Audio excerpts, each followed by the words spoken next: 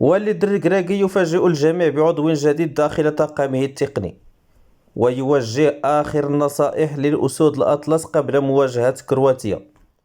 إخواني أخواتي محبي توك توك سبور، مرحبا بكم معنا، وما تنسوش الاشتراك في القناة ديالنا باش يوصلكم الجديد وللتشجيع على تقديم المزيد. وبلا ما نطول عليكم، فقد اضطر مدرب المنتخب الوطني المغربي السيد وليد الركراكي إلى الاستعانة بعضو جديد داخل طاقمه خلال مشاركة المنتخب الوطني المغربي بنهائيات كأس العالم قطر 2022. ويتعلق الأمر بمعد بدني جديد، حيث أضحى المنتخب الوطني يتوفر على معدين بدنيين، كل من الإسبانيين إدواردو وخوان سولا. وكشف مصدر جامعي مطلع أن الإصابات الكثيرة دفعت الناخب الوطني إلى الاستعانة بخدمات المعد البدني الإسباني خوان سولا للإشراف على إعداد اللاعبين العائدين من الإصابة. وقد أصبح الطاقم التقني للمنتخب الوطني لكرة القدم يتشكل من وليد الركراكي ورشيد بن محمود وغريب أمزين وعمر الحراق مدربا لحراس المرمى، والإسبانيين إدواردو دومينيز وخوان سولا كمعدين بدنيين.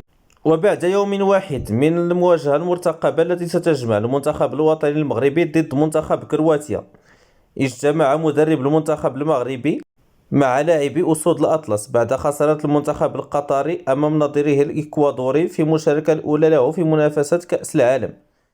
وأكدت المصادر المطلعة أن الناخب الوطني المغربي طلب من اللاعبين الاستفادة من الدروس المباراة الأولى قائلا: هذه النسخة ستكون استثنائية في كل شيء ولن تخضع إطلاقا للمنطق، فما حدث بانتصار الإكوادور القادم من بعيد ينبغي أن يقودكم للحذر والتركيز وعدم الاعتماد المطلق على دعم الجمهور المغربي الذي سيحضر بقوة، مشيرا أن قطر لعبت في ملعب ديالها أمام أنصارها وسط حضور أقل الأنصار الإكوادوريين.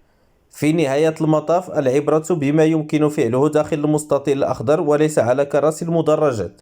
ربما وليد الركراكي بغى الواقعية أكثر كما كان معروف عليه شحال هادي. صحيح الجمهور كيعطي الدعم المناسب للاعبين باش يقدموا أفضل ما عندهم، ولكن وليد الركراكي هنا بغى يشير للفاعلية قدام المرمى. فكما قلنا سابقا في الاجتماع الأخير ديالو مع سفيان بوفال، أكد وليد الركراكي أن أهم حاجة هو تسجيل الأهداف وليس الفنيات.